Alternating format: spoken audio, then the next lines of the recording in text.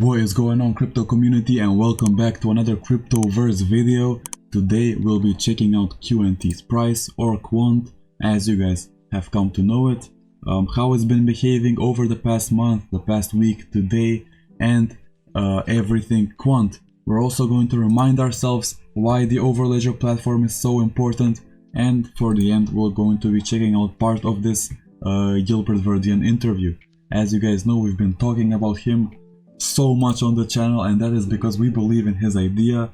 We believe in his plan for the future of Quant, for the future of CBDCs. He's a visionary. That is why we believe in him. But before we get into any of that, if you're not subscribed, make sure to subscribe and make sure to turn on the notification bell so you don't miss a single one of our uploads. As you guys know, we produce the best, highest quality crypto videos on this platform, so if you're into that kind of content, make sure to subscribe. Of course, like always, nothing in this video is financial advice. Nothing that I say, nothing that Gilbert says is financial advice. So don't just take advice and blindly follow it, is what I'm trying to say today. But with that being said, let's see what Quant is saying today, and as you guys can see, it is sitting at $86.33. It has been fluctuating for the past couple of days from 88 to 86, but it is sitting on the lower end of that scale. It has fallen from the 92 that was a couple of days ago. Honestly, I did think it would continue going up, but this is just minor. Anything can happen on the short term, but the long term is important. For the short term, I would say continue buying Quant. As the title of the video says, 50 Quant can make you a millionaire. It is highly unlikely that it will make you a millionaire, but it does have that potential. It does have the potential to make you rich, and we do believe in this project for the long term, that is. And now is probably the best time to buy Quant, so if you don't already hold it, make sure to do so. And if you're holding it, continue to hold it. You are not aware of how much of a potential sleeping giant you are holding, so continue to hold your Quant. The main reason we believe in this project, as you guys already know by now if you've been watching the Cryptoverse channel, is this man right here, Gilbert Verdian, and his vision for the future, his vision with Quant, his vision with CBDCs, and how his vision to digitalize the current financial system has already been taken by a lot of major banks, by a lot of major institutions, and yeah, it has been taken with very positive reviews, and we can actually see why this is so important by this chart right here, or this diagram, however you want to call it.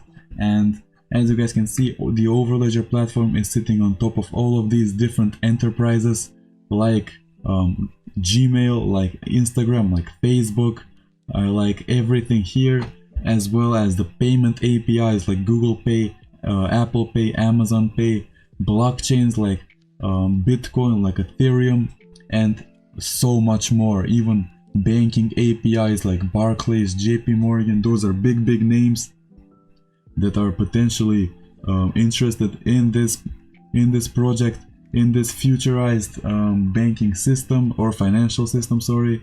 And yeah, Microsoft, Samsung, and there is no limit with this technology. It's a different type of technology, like we've heard. And yeah, the Overledger network is a scalable P2P network with layer 2 payment channels, enterprise and institutional grade multi-chain oracles, connect any network to any network at scale without overhead or limits. So that's the interoperability issue being solved by the Overledger, and the Quant token is the key to solving all of that.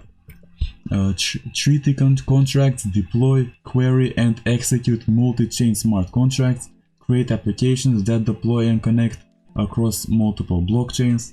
So yeah, that's the Overledger platform, why it is so important, and how it fixes the financial system of today for a better financial system of tomorrow. regarding the interview with Gilbert Verdian. As you guys know, he is the founder and CEO of Quant, and in this interview he's going to be talking about the benefits of a potential digital pound or a CBDC in a way, and how we can automate and streamline financial transactions. He's also going to be talking about the benefits of smart contracts in the blockchain that can actually remove the manual barriers, reducing the risk. That is one of the main things he's been talking about, reducing the risk, making the financial system more trusted like it once was. And yeah, he's also going to be talking about collaboration and how that's one of the key elements in improving the financial system and obtaining interoperability. Yeah, with that being said, let's see what he has to say. Thanks very much for being here with us today, Gilbert. I wonder if you could just start by just introducing yourself and Quant and tell us a bit more about how Quant relates to central bank digital currencies generally and your personal interest in the digital pound more broadly. Hi, I'm Gilbert Verdian, CEO and founder at Quant. We're a blockchain infrastructure company, and we've been one of the pioneers in this space, helping establish blockchain standards with ISO TC307 in 2016, and creating protocols and our Overledger platform that solves interoperability for institution, central bank, and enterprise use cases. Very interested in CBDCs. Yeah, one of the biggest reasons we actually believe in Gilbert is his experience in cybersecurity for 20 plus years before actually getting into his own CBDC platform in a way, or the Quant platform, the Overledger platform. So he definitely knows what he's talking about, and he knows what he's working, and that is why we can actually truly trust him if all of the visionary projects weren't enough already. Personally, it was a very early introduction to blockchain during my time in government in 2008 at the Treasury. So really saw the potential of what a digital pound can bring to the UK and what it can do for businesses and consumers. And working on it since then, the time is right to be able to bring that into fruition for the UK and other jurisdictions. And what it really means for consumers and businesses, commercial banks and institutions is really the ability to have programmable money. And that really allows smart money to operate and take away a lot of the pain points that we have in a binary system, because money is quite binary, and it needs to evolve to keep up with the digital lives that we all have today and the digital world we live in.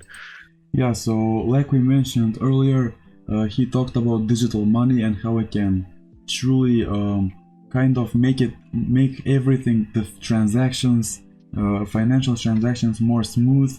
And yeah, let's see what he has to say more about that digital money. So really interested in enabling the tests and the use cases of different types of CBDCs, wholesale, retail, or hybrid, and enabling the payment systems to have and complement a CBDC for various types of use cases, either wholesale or retail or both. Fantastic. I mean, I think it's going to be so interesting to see how this evolves. And in particular, I wanted to ask you a bit about the prospects for implementation of central bank digital currencies around the world. I think we've got over 100 countries now doing different experimentations and pilots. What do you see coming down the pike? Yeah, so as she said, over 100 countries are actually doing experiments. Let me know where you're from in the comments and if your country is actually doing those experiments. But I do know that for a fact that the British bank is actually doing those experiments, and that is where Gilbert is from. So let's see his insights regarding this issue. I think where we're heading is further innovation and experimentation, but complementing that with real world tests and not just relying on the theory or the paper exercise. and doing that in a kind of regulatory sandbox where actual usage and institutions and commercial banks and retail banks test what that looks like for them. And we're seeing a lot of examples of that with the work that's being led with the BIS and all the participating central banks, but also in smaller jurisdictions actually implementing this in production. And we're seeing very early results of that in various countries around the world. I think where it's heading is the bigger jurisdictions need to weigh up and balance the risk benefit and why a CBDC, what makes it different, what makes it unique. Yeah, so excellently said, like Gilbert, as always. If you want to watch the rest of this interview, it is a very good interview. I highly recommend you watch it. The link will be in the description below, so you should do that on your own time. But that is it for today. If you liked this video, make sure to leave a like and make sure to let me know your thoughts in the comments down below. What did you think of the video? Where do you see Quant's price hitting for the short term and the long term, and how much Quant are you holding currently?